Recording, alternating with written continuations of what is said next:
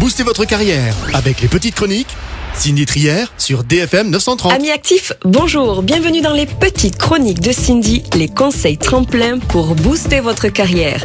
Me voici très heureuse de vous retrouver ce jour pour partager avec vous quelques astuces clés en vue de lutter contre le syndrome de l'imposteur. Ce syndrome qui relève d'un sentiment d'illégitimité et sous-tend une forme de dévalorisation excessive de son propre travail n'est pas des plus évidents à combattre.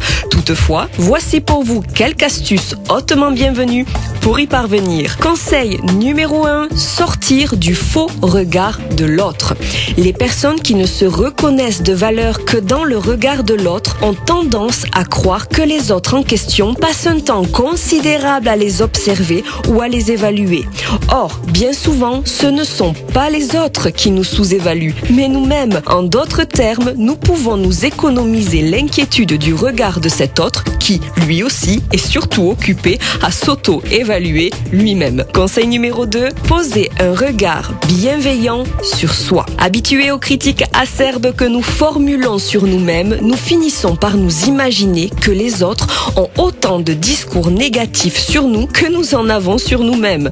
Probablement à tort, car les autres ont en général un regard à la fois plus objectif et bienveillant que nous.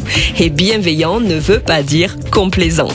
L'idée qu'ils se font de nos capacités est souvent plus juste que la nôtre. Aussi, écoutons les collègues, les N+1 qui nous ont accordé ces promotions ou confié ces dossiers complexes.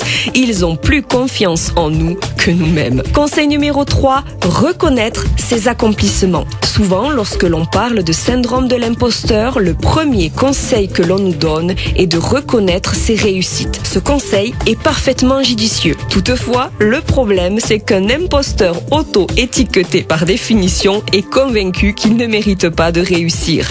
C'est la raison pour laquelle j'aurais tendance à opter pour le terme accomplissement au sens littéral de ce que nous avons accompli et donc terminé, fini ou achevé. Revenir à ce que nous avons accompli, c'est se donner l'autorisation de réintroduire la dimension du plaisir via l'idée de percevoir ce que nous avons fait, ce que nous sommes contents d'avoir réalisé ou qui a su générer un sentiment agréable chez nous. Au diable donc les grandes réussites, la valorisation se trouve aussi dans les petites choses du quotidien.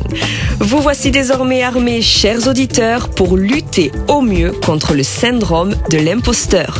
Rendez-vous la semaine prochaine pour une nouvelle chronique en lien avec le monde passionnant du travail pour découvrir 3 clés capables de renforcer notre estime de soi. Belle journée à toutes et à tous et à très bientôt pour de nouvelles aventures pro.